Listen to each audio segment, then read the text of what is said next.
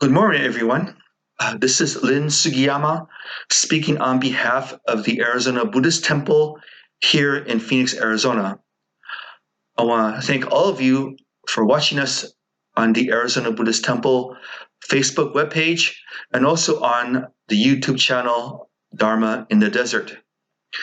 Today, we're here to commemorate our November Shotsuki Hoyo for the temple.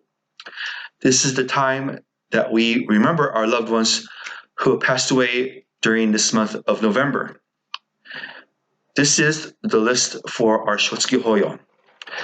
It is in memory of Kane Akutagawa, in memory of Tommy Collins, in memory of Leroy Hideo Fuji, in memory of Tsune Goto, in memory of Katsuko Hashimoto, in memory of Rose Narumi Hashimoto, in memory of Hama Ikeda, in memory of Kamekichi Ikeda, in memory of Dentaro Kawamura, in memory of Shizu Matsuda, in memory of Grace Yaeko Mizokami, in memory of Takuyo Nakagawa, in memory of Hajime Nakamura, in memory of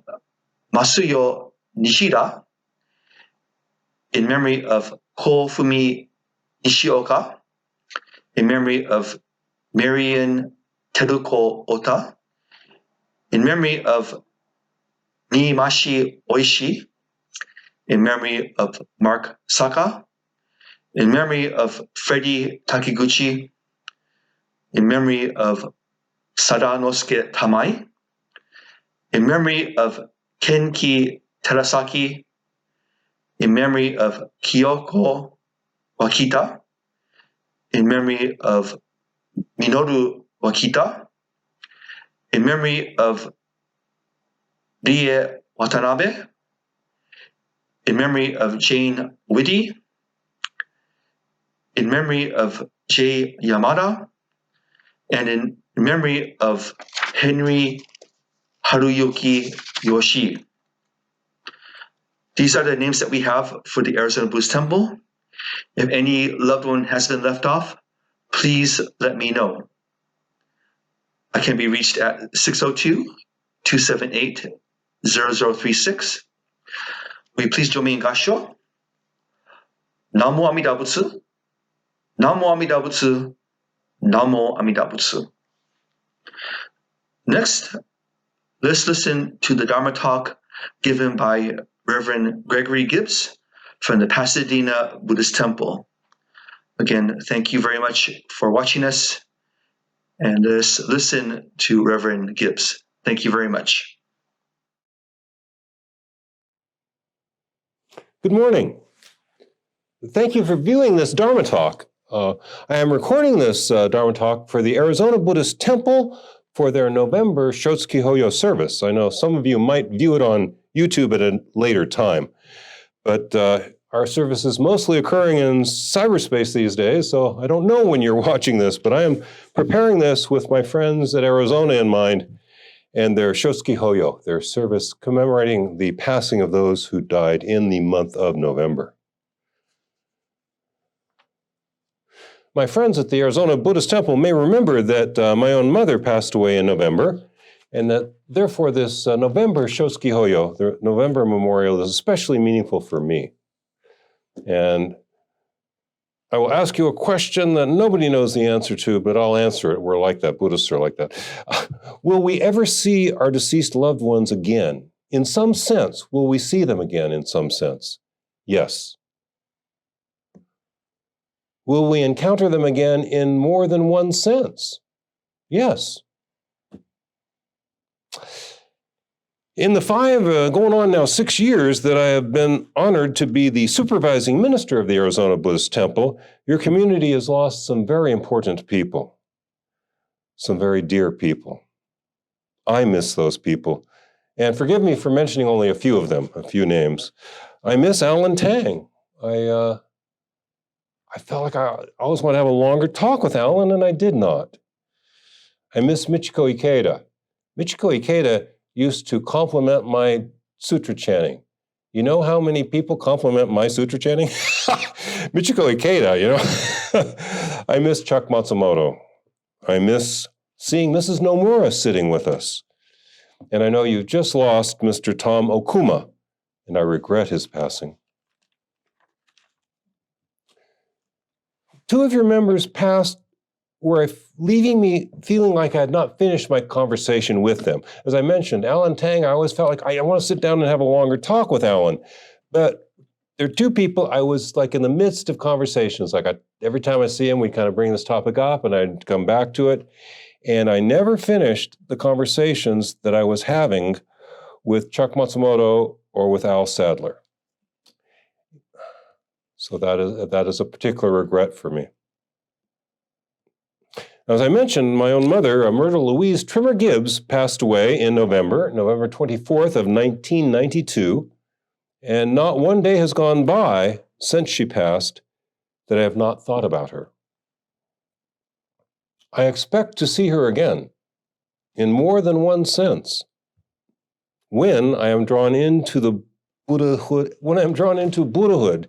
by Amida's compassionate vow. When Amida Buddha's compassionate promise picks me up and illumines me as a Buddha, I will know how to reach back in time and alleviate her suffering, some of her past suffering. I will meet her in the past. And you know, it's almost surely possible for subatomic particles to move in time. I think we've proven that they do. That a subatomic particle, if it goes quick enough, Alan could send one from 30 feet away there toward me, and they've shown this. USC is one of the places they've seen it. It'll get to Renyo's photo before it gets to me. The point in time where it comes to me comes after the point. It actually never comes. It just skips and goes there. How does this work? We don't know. Subatomic particles seem to be able to travel in time. Can a biological person travel back in time to make things right? To alleviate past sufferings? No one knows for certain, but I have a strong opinion about this. Can a biological person travel back in time to alleviate some of the sadness of some events? The pain of his or her mother, for instance? No. I don't think so. Absolutely not. A biological person? No. We cannot time travel. So I would have to look to the future to get back to the past. I would have to look to the future to do anything about the past, if that's possible. We don't know if it's possible at all. If possible, it's possible for some person who's not biological. This biological person that does not travel in time. I really don't think so. I would have to attain the form that we have in the Pure Land of Amida Buddha, where we are told that we will have bodies of boundlessness. You got a body in the Pure Land. What is the body like? It's like absolutely no limitation. What if you had a body that was infinite potential? That's what we're told happens. Bodies of boundlessness. And with that body of boundlessness, I'll find out. I don't know. Even for an infinitely powerful being, can it go back in the past and change things? I don't know, but I wish to. I wish to meet my mother there and take away her suffering. So that's one sense in which I expect to see my deceased mother again in the future. I will go back where she was and make things right. I can't do it in this form. This is one sense in which you might see your deceased husband or wife, mother or father again. But let me mention two other ways that I envision this reunion with those we love. Reunion through the Buddha's promise, through the auspices of the Buddha's promise. Awoken to the vast wisdom and penetrating insight of enlightenment, thoroughgoing enlightenment, in the Buddha's transformative realm, I can search for my mother's new lives in other regions, in other realms of cause and effect. This view resembles what Hindus call reincarnation. We don't use that term for good reason. But Buddhists do envision specific biological lives unfolding for our loved ones in the future, once they pass.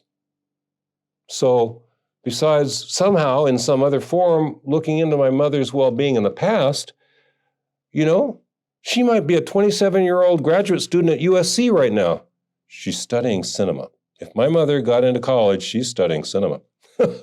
She might be there. I don't know, and I won't know in this form. An enlightened person would know, would make contact, would send a message, would find a way of soothing, helping, alleviating any imperfections.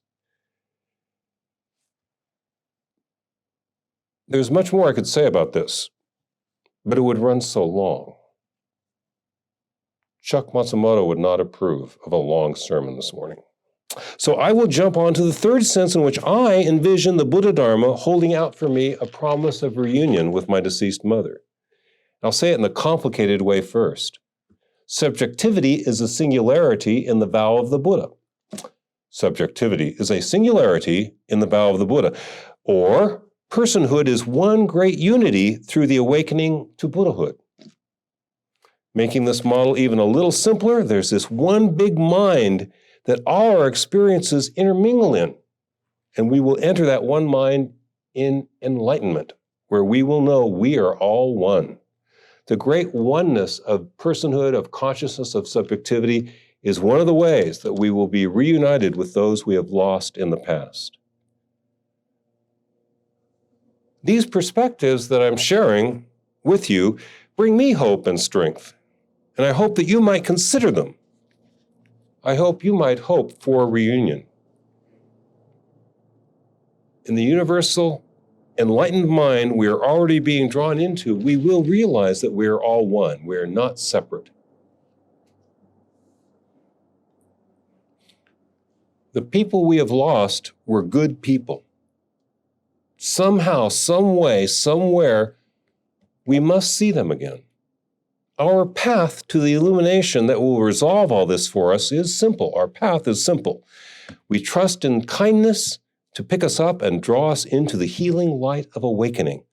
We trust in kindness to pick us up and carry us into the soothing light of the Buddha. We trust entering into the unifying light of awakening. Sometimes, out of this trust, we say the Buddha's name in response. We say the Nembutsu in thankful response. May we make this one of those times. Let me close this talk a little abruptly in honor of my friend Chuck. He would like the talk to be short. And I will ask those who wish to join me in Gassho, a posture of respect, and say the Buddha's name a few times, remembering that as we say Namo Amida Butsu, it is really the Buddha saying Namo Amida Butsu to us. When the Buddha says it, it means it's going to be all right.